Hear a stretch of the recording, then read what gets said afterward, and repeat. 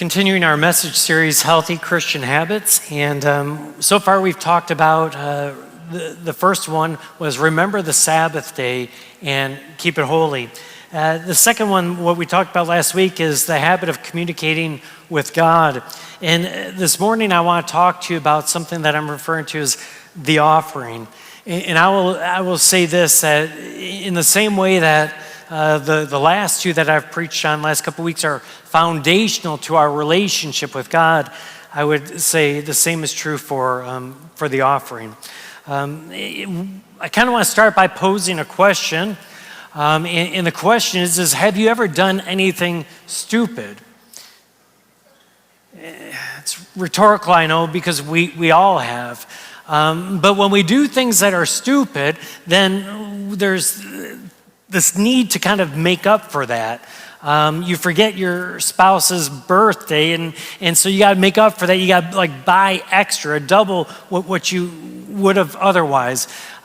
You forget to do something at work, and you have to impose on a coworker to help you get the project done. Maybe you're out of the office and you're asked them to literally do something for you, and if you do that, you're probably going to end up buying a gift card or doing something to try to make up for the fact that you didn't do what you're supposed to do. I remember 3 years ago, I was down at the coast fishing with some friends, and we were 60 miles down on the seashore, and because we're so far out, we decided after a day's fishing, we're going to spend the night there, just sleeping in the vehicles and so forth. And that night, a storm blew in. And as the storm blew in, it was shoving the water up on the beach. And not only that, we were located right up against a jetty, which catches even more of the water and is just pushing it up on the beach.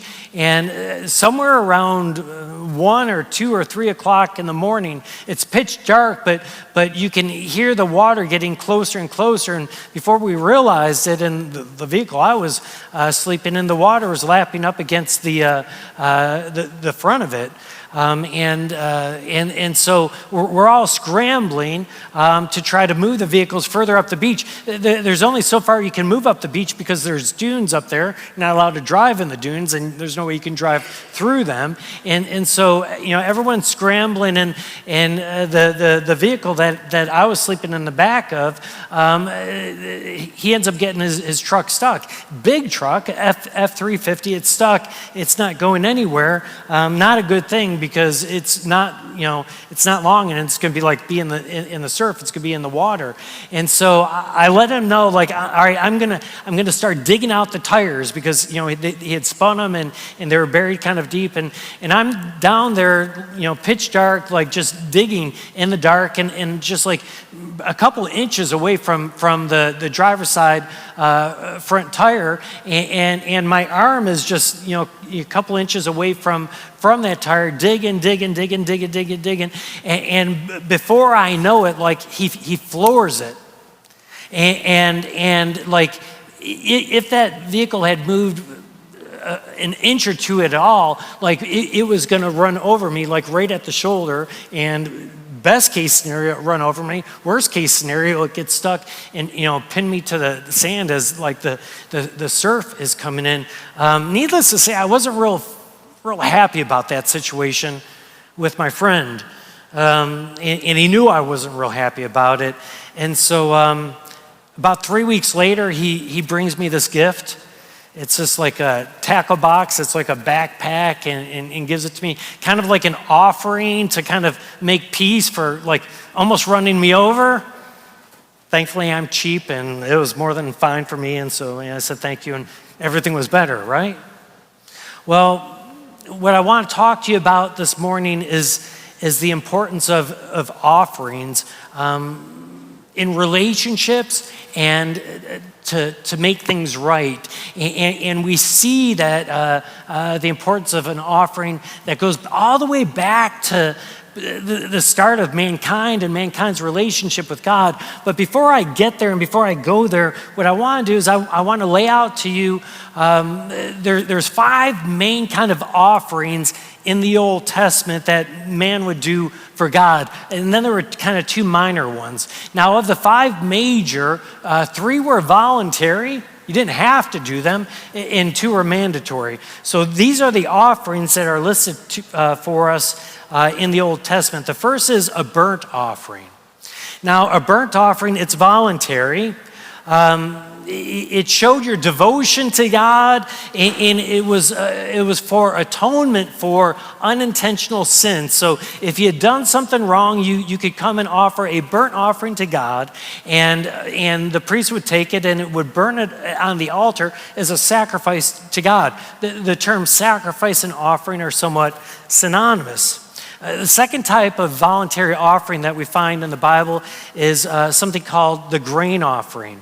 And the grain offering would be something that would be offered during spring, during harvest time, like as you got like the blessings of all the first fruits of the growing season and everything, you would bring a portion of that to God, and it would be offered up to God as a thank offering for the blessings of your life. And then the third offering that was that wasn't mandatory, it was voluntary, was something called the peace offering.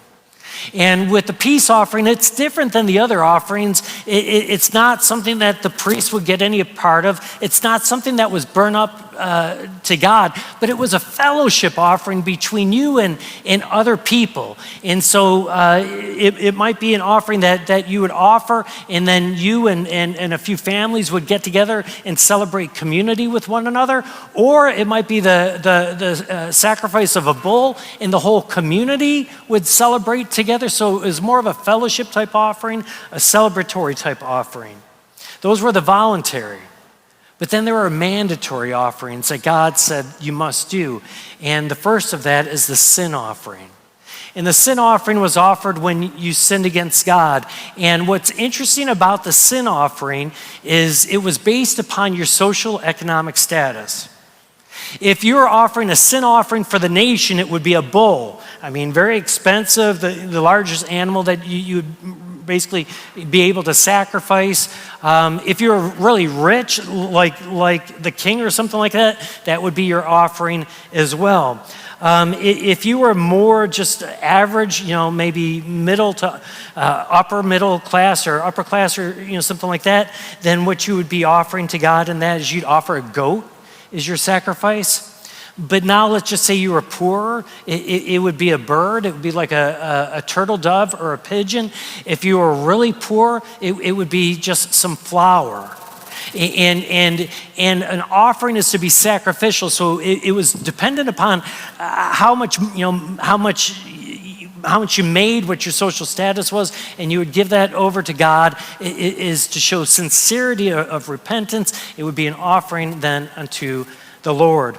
The other mandatory offering that people were required to do is something that was called a trespass offering. Now, a trespass offering, like if I did something to wrong you or hurt you, then to try to make that right, I would give this offering, and it would be a ram to God, but it would be to kind of make right for the fact that I wronged you. The trespass offering, also if you made yourself unclean somehow, some way, you would offer the trespass offering to God. Those were the 5 main offerings, 3 voluntary, 2 mandatory. But then there were 2 kind of more minor offerings.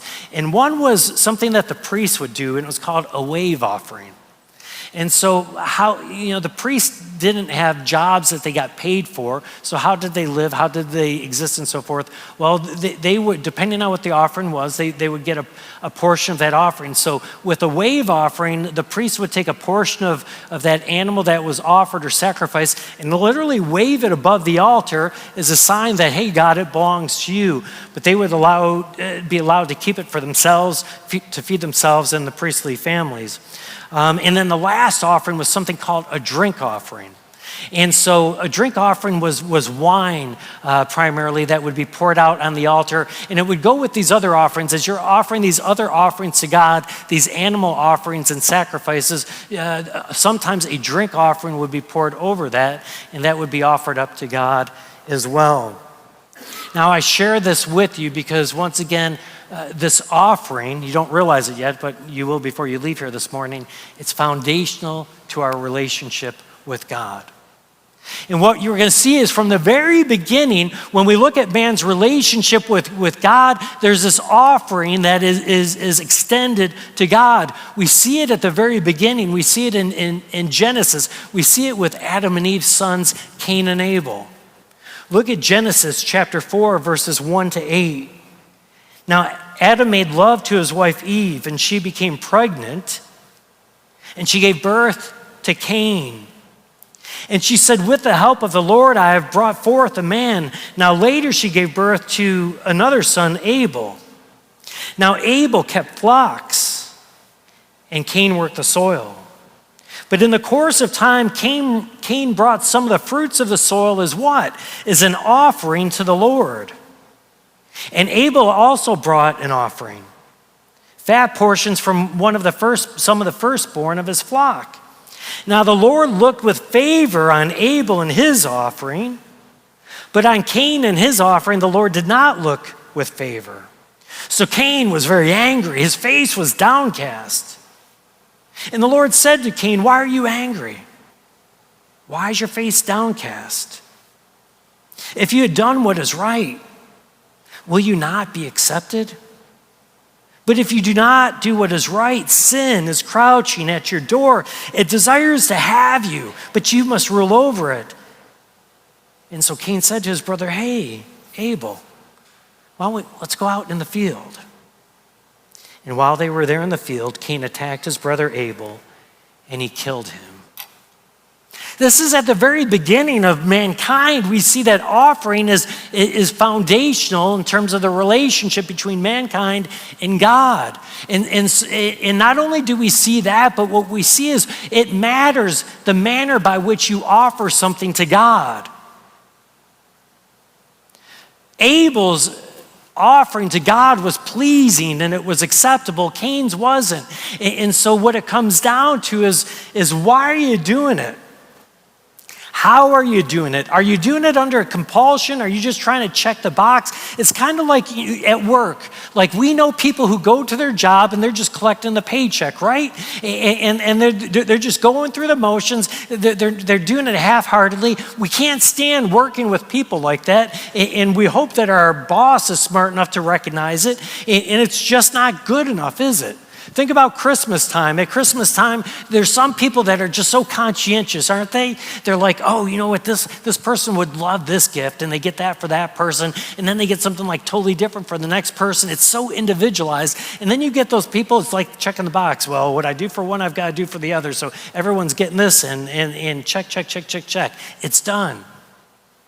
Well, so it is with God. If we're just going through the motions, if we're offering an offering to Him that our heart's not in, He doesn't want it. If you, and we'll get into how we offer offerings to God, like if you are offering offerings to God, and many of us frankly aren't, but if you are, if you're doing it and your heart's not in it, don't do it. He doesn't want it. Look at 2 Corinthians chapter 9, verse 7. It says, each of you should give what you've decided in your heart to give. Don't do it reluctantly. Don't do it under compulsion. Don't do it because someone's making you feel guilty. Don't do it because people are watching. For God loves a cheerful giver. If you're not cheerfully giving, don't do it. My favorite story of an offering in the Bible is really the story of Jacob and Esau. And some of you are familiar with that story. Who are Jacob and Esau? Well, those are the twin boys of Isaac. They're the twin grandkids of Abraham. Now, if you're familiar with the story, Esau is born a few minutes before Jacob. But as the firstborn, he's the one that's entitled to the family inheritance. And so Esau is born, Jacob born shortly after. And so the father favored Esau, but mom favored Jacob. And not only did mom favor Jacob, God favored Jacob. And God wanted the inheritance to go to the second-born. And so fast forward many, many years, they're adult men now. Dad's gotten old.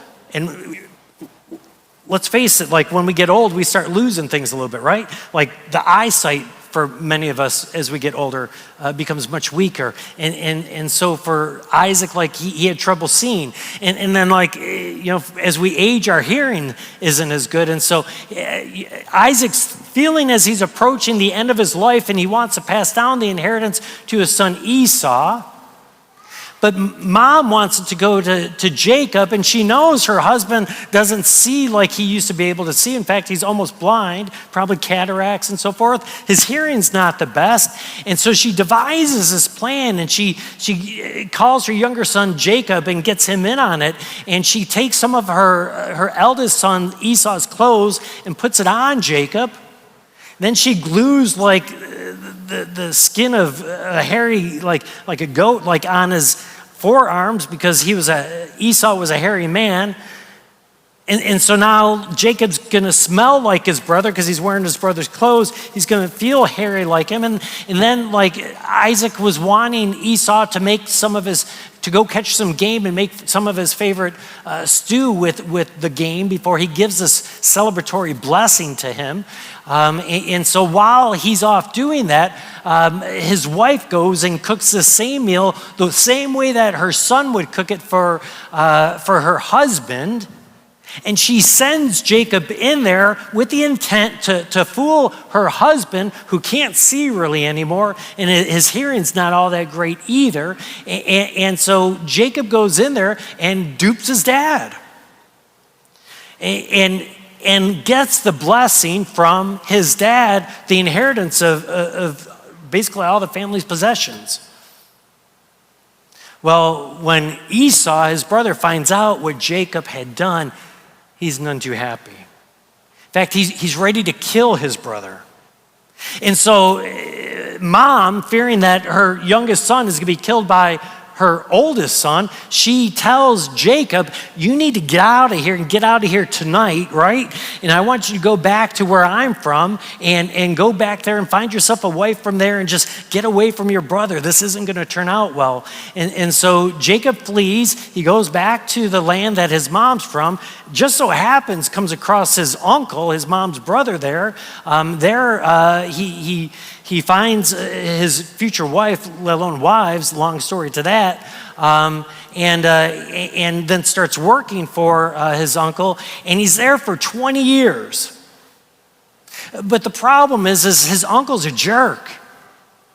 His uncle's deceitful. His uncle's not a nice guy. And so he's like done being able to live there. And so God tells Jacob that he wants Jacob to go back home. But the problem is who's back home? His brother, his twin brother, who was ready to kill him 20 years ago. And there's no reason to think that anything different's going to happen this time.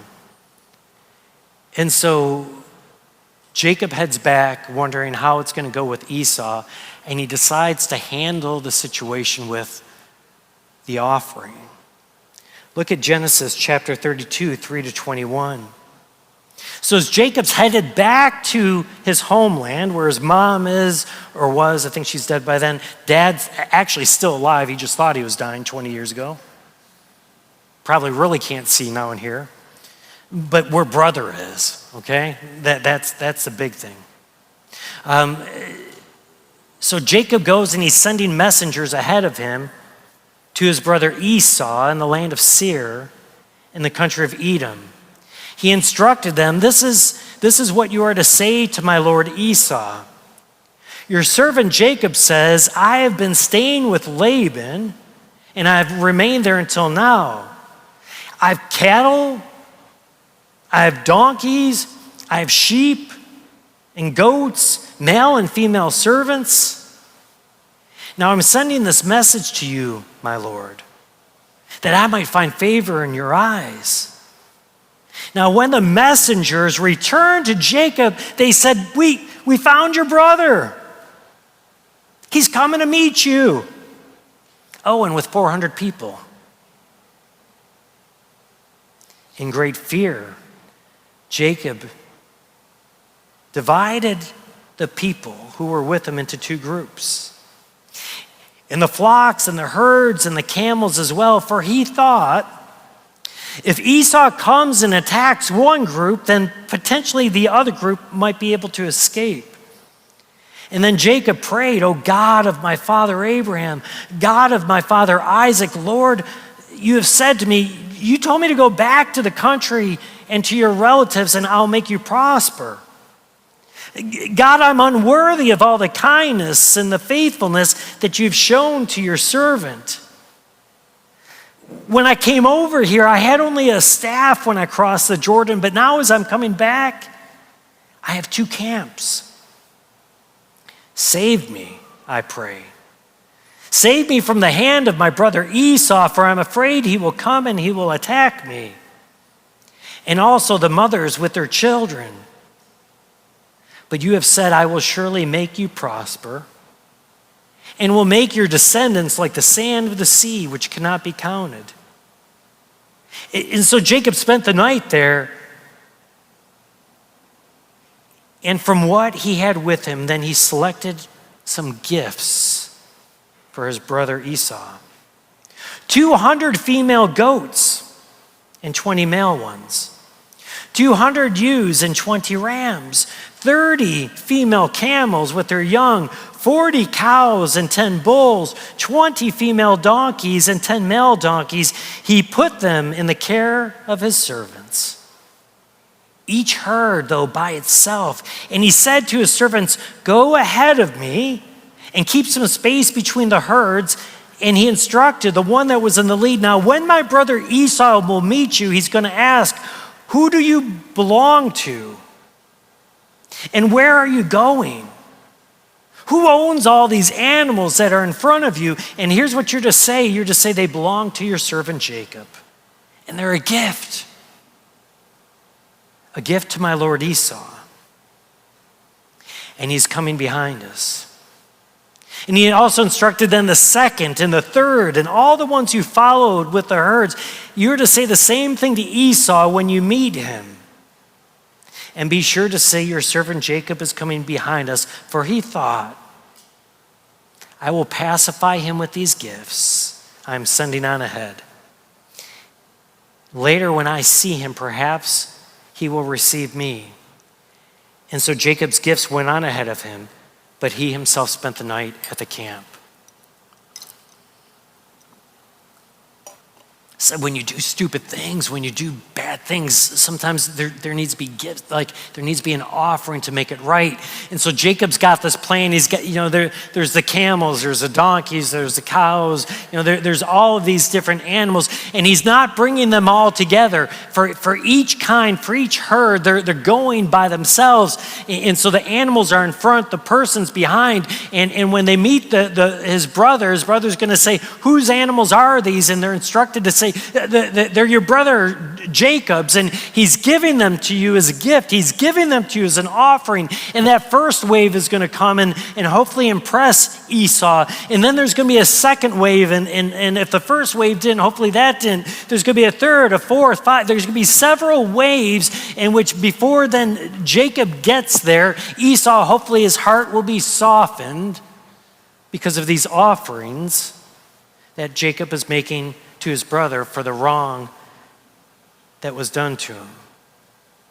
Jacob's hoping that the offerings will kill the grudge, that the offerings will somehow atone for the sin against his brother.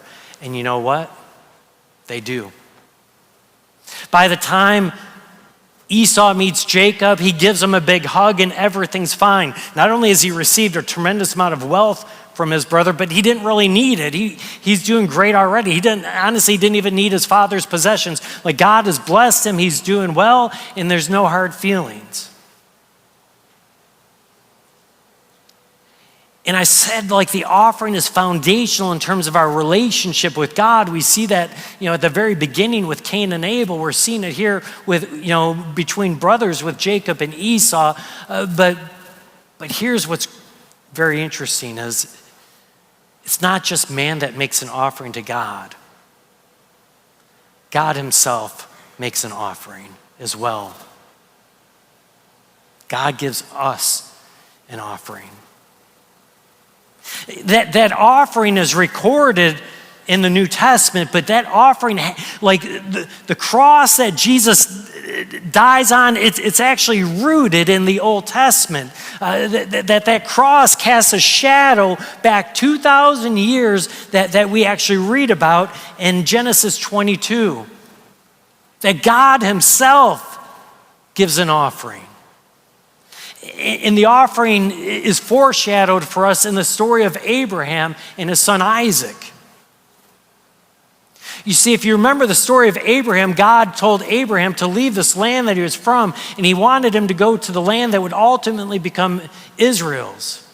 And he promised Abraham and his wife Sarah that they were going to have a kid, but they were already old and they didn't have a kid. And it would take 20 years before they would receive God's promise.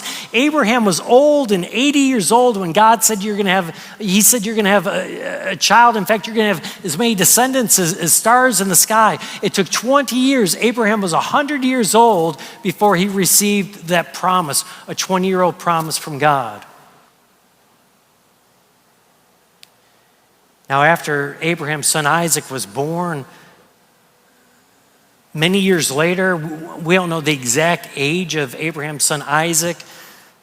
Might have been a teenager, might have been a few years before, might have been even into early adult years. We don't know.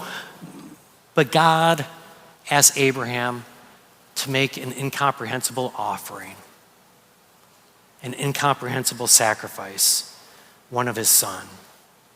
Look at Genesis 22, 1-14. Now, sometime later, God tests Abraham. And he says to him, Abraham. Here I am, Abraham replied. And God said, I want you to take your son, your only son, the one that you love, Isaac. And I want you to go to the region of Moriah. And I want you to sacrifice your son there as a burnt offering on a mountain that I will show you. Now, early the next morning, Abraham, he got up, he loaded his donkey, and he took with him 2 of his servants and his son Isaac. And when he had cut enough wood for the burnt offering, he set out for the place that God had told him about. And on the 3rd day, Abraham looked up and he saw the place in the distance. And he said to his servants, he said, stay here with the donkey while I and the boy go over there. We will worship and we will come back to you. So Abraham took the wood for the burnt offering. He placed it on his son Isaac, and he himself carried the fire and the knife. Now, as the 2 of them went on together, Isaac spoke up to his father, Abraham, and he said, Father? Yes, my son, Abraham replied. Dad, the fire and the wood are here, Isaac said. But where's the lamb for the burnt offering? Abraham answered, God himself will provide the lamb for the burnt offering, my son. And the 2 of them went on together. And when they reached the place that God had told him about, Abraham built the altar there. He arranged the wood on it. He then bound his son, Isaac. He placed him upon the altar on top of the wood. And when he reached out his hand and took his knife to slay his son, an angel of the Lord called out from heaven, Abraham, Abraham. Here I am, he replied. Do not lay a hand on the boy, he said. Do not do anything to him, for now I know that you fear God because you have not withheld from me your son, your only son. And then Abraham looked up, and there in the thicket was a ram that was caught by its horns. And he went over and he took the ram and he sacrificed it as a burnt offering instead of his son. And so Abraham called that place, the Lord will provide. And to this day it is said, on the mountain of the Lord, it will be provided. Isaac asked his dad, Dad, where's the offering? And his answer, God will provide. And you know what? God did provide the offering for Abraham. This story is in the Old Testament for a couple different reasons. One, it was to test Abraham's faith, to see if that Abraham was willing to give an offering to God of all that was of importance, of all that mattered, the offering of his one and only son, and Abraham passed the test. He was willing to do it. But the other reason this is in there is it is foreshadowing what's going to happen nearly 2,000 years later when God would offer his son as an offering for the sin of mankind. You see, Abraham did not have to watch his son be sacrificed as an offering, but God did. And I don't know if you picked up on the similarities of what's going on in this story, but for 3 days, Abraham and his son, 3 days, walked to this very special place that God had set aside for him to sacrifice his son.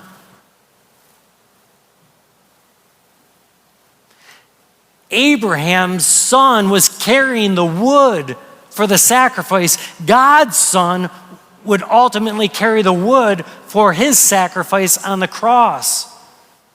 And God led Abraham to this site where he was to sacrifice his son. And you know where that site was? That site is about a half a mile where God would sit there and watch his son be sacrificed. But 2,000 years later, God did not make Abraham watch his son be sacrificed. But God sat there at basically that very same location 2,000 years later and watched his son be sacrificed. Why?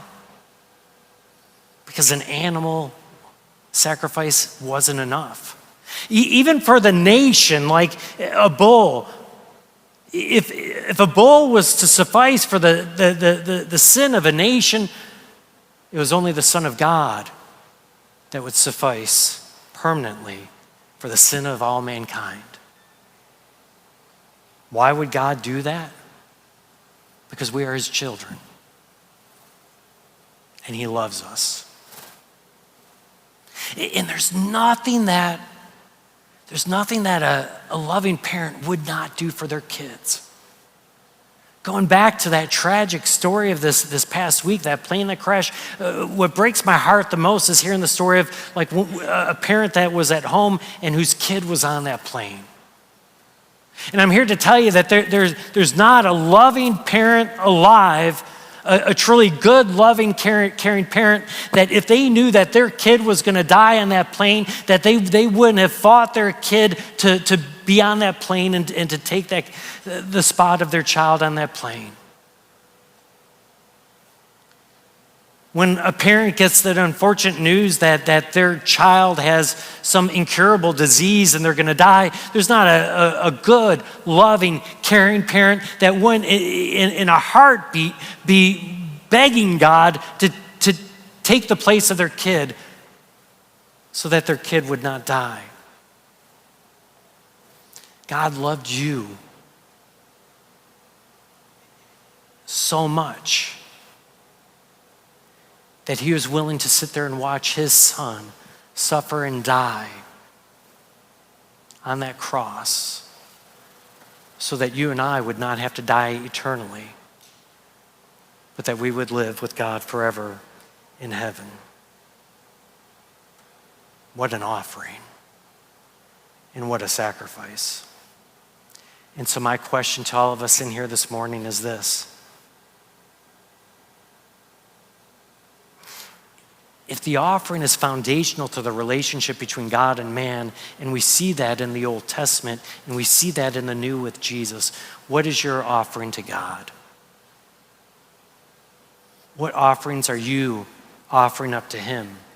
And how are you offering them? For me, there's three, and I'm going to add a fourth kind of offerings that we give to God. The first is the offering of time.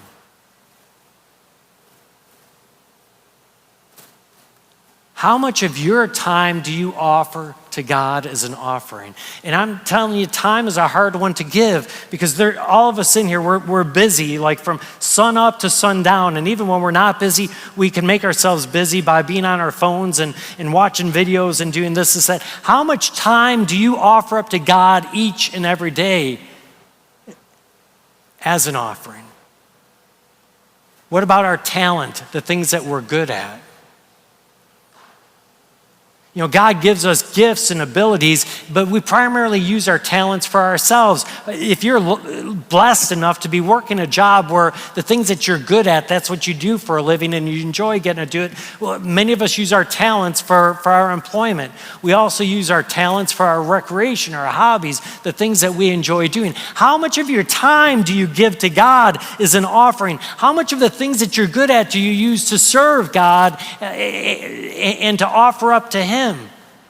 Because regardless of what you're good at, you can use it as an offering to God. Maybe you're good at sports. You can use that as an offering to God. You know what? We have kids camp every summer. You can take a week off and you can help volunteer and do the sports activity. Or even better, take a week off and why don't you offer yourself for 9 to noon, like for a week for a sports camp for the kids that the kids of the church and the community can come and they can do it for free because you're giving your talent to God as an offering. Maybe you like to cook and you come up and say, you know what, Pastor Greg, I know I'm not real involved in the community. I know I'm not really involved too much at church, but if you know of people who are out of work, if you know of people that are just going through a rough time or they're sick or in hospital or whatever, I can cook. I love to cook. I love to take people maybe some breads or can maybe take them a meal. So even something like cooking, like whatever your talent is, are you using it as an offering to God? So our time, how much are you giving to God as an offering? Your talent, how much are you giving to God as an offering? How about your treasure? This is the one we're sensitive to because we feel like, all the church cares about is money.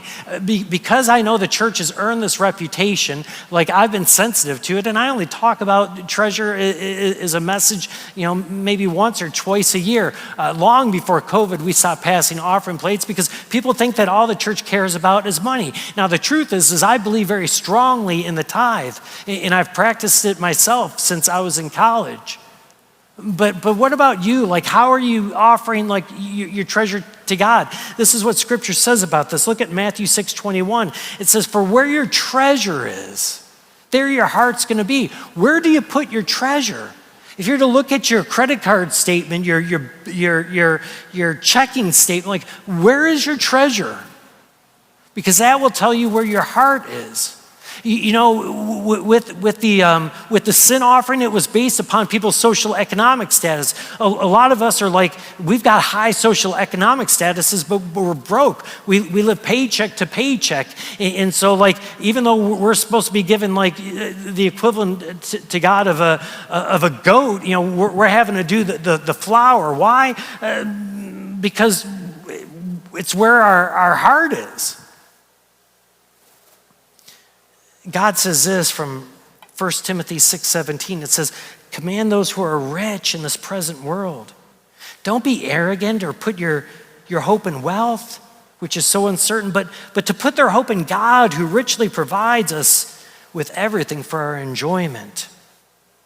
And look at this in 2 Corinthians 9:11. It says, "You're going to be made rich in every way, so that you can be generous on every occasion, and through your generosity, thanksgiving will come to God." It is through our offerings that we give to God that ultimately the kingdom advances, that people that are part of the family of Christ are ministered to and are cared to. And even people who are in the community, maybe not even connected to the church, encounter the love of God. We're made rich so that we can be generous, and through your generosity, through your offering, thanksgiving will come to God. But once again, some of us don't Many of us don't. Some of us can't because we live paycheck to paycheck. Some of us can't. I'll get this all the time. Pastor, I would love to, but my husband, he doesn't really go to church, and he's not willing, to allow our family to give a tithe. And I get it. I understand. But what about for the rest of us? I want to encourage you with this. I want to encourage you that, when I was in college, and I've told this story before, I had this pastor that I worked for. He called me into his office and he said, you know what, how are you in terms of tithing, giving to the Lord? And he said, you know what, Greg, you can say that you can't afford to because you're a college student. And listen, as a college student, you don't have any money. He says, that's just an excuse. Because you know what, after that, then you're going to be at the seminary and you're going to say, I'm just a seminary student. And then after that, you're going to be starting out as a pastor, and no one makes any money starting out as a pastor. And then after that, you're going to be starting a family and you're not going to have any money. Then you're going to be buying a house and you're not going to have any money. Then those kids are going to grow up and then they're going to be in sports, select sports, different things. You're not going to have any money. Then they're going to go off to college and you're not going to have any money. And then a short time after that, you're going to be retiring and you're going to be on fixed income. You'll never have the time in which you'll say, man, I have all the money I want and all the money they need. But that's what an offering is, right? It's a sacrifice. Those words are synonymous. But I have to tell you, at this point in my life, an offering of time, that's actually not that hard for me anymore. An offering of talent, not that hard for me at all. An offering of treasure, that hasn't been an issue since I was in college. But it's this last offering that is. And that is, Scripture calls for us to be a living offering. A living sacrifice to God. And that's a hard one. Because that means that I've got to set aside my will, my desires, my heart, my passion. I have to set aside myself and offer it to God. I said last week, if you're here, that one of the things I would challenge you to say every morning is, God, I give you permission. Not that he needs our permission, but God, I give you permission to use me however you want today. But that is a scary prayer, because it might mean you accomplish nothing that you want in the day. It might mean that everything's going to go bad or wrong because he wants you at a certain place and a certain time so that you might accomplish whatever his desires are. And I said last week that that's a hard prayer for me. And I have to tell you, I tried to pray that prayer this morning, and I couldn't bring myself to fully pray it. And I finally figured out why. Because I can pray that, but I don't know if I'll follow through with it. And so my prayer to God is, God, use me however you want and make me willing to do it. And that's all about this kind of living sacrifice thing.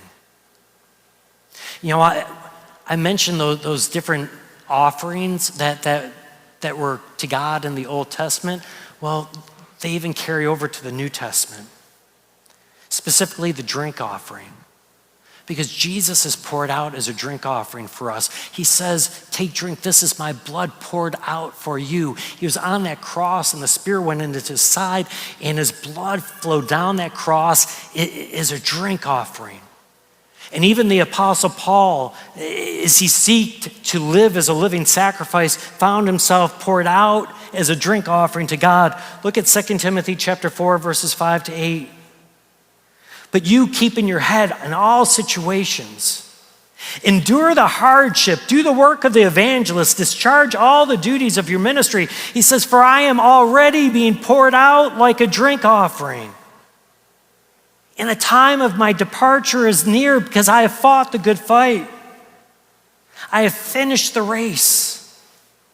I have kept the faith. Now there is in store for me the crown of righteousness, which the Lord, the righteous judge, will reward to me on that day. And not only to me, but to all who have longed for his appearing. You see, when we learn to live as a living offering to God, we may find ourselves poured out as a drink offering. It's an offering of our lives ourselves. Don't ever confuse why we are called to give offerings to God. He has made it right by his offering, the gift of his son, Jesus Christ. The relationship with God and man has been restored. But out of love, we respond with our own offerings to him. We do it out of relationship, because when you're in relationship, relationships are about sacrifice. And we do it because in the Old Testament, an offering to God smelled sweet. As they were burning that sacrifice on the altar, Scripture says it was a sweet smell to God. And I'm here to tell you that when we give of our time, when we give of our talent, when we give of our treasure, when we give of our lives as living sacrifices, that is a sweet aroma to God. And remember that it is through our offerings that God changes lives. You will be made rich in every way so that you can be generous on every occasion. And through your generosity, thanksgiving will come to God. You know, back in 1988, Ray Boltz wrote a song. It's called "Thank You for Giving to the Lord." And it's kind of overwhelming if you think about it. It's old and it's dated now, I get it. But the gist of the song was this, is that one day you and I are going to be in heaven. And we're going to be there awaiting to meet Christ. And maybe family is going to be showing up, and friends that we haven't seen for a long time. It will be a time of joyous celebration. But he talks about there's going to be that kid that you taught in Sunday school 40 years earlier. You don't even remember. And says, thank you for giving to the Lord. I was a life that was changed. And then there's going to be this other person that's going to come up, and this other person that's going to come up, and they're going to be thanking you because it was through your offerings, right? That they now are in heaven. What amazing experience and blessing that will be. Will you join me in a word of prayer? Gracious Almighty God, we just thank and praise you for this morning to be able to hear your word. And I just pray that first and foremost, we thank you for the amazing offering of your son, Jesus Christ. And that sacrifice, as you sat there and you watched your son who carried the wood for his own sacrifice, and you sat there and watched from heaven as he suffered and died for us. We thank you for that offering. But I pray, gracious God, that all of us out of love and just out of relationship with you, that you'd move us to return to you an offering. Not of under compulsion, not because we have to, not because of anyone watching or any other reason, but just out of pure joy and thankfulness for that amazing offering that you gave us. Help us, gracious God, to give you an offering of our time. It's so hard to find. Of our talent and of our treasure. But most of all, help us all get to the point that we can give you the offering of our lives, that we might be a living offering, a living sacrifice. In Jesus' holy and precious name we pray. Amen.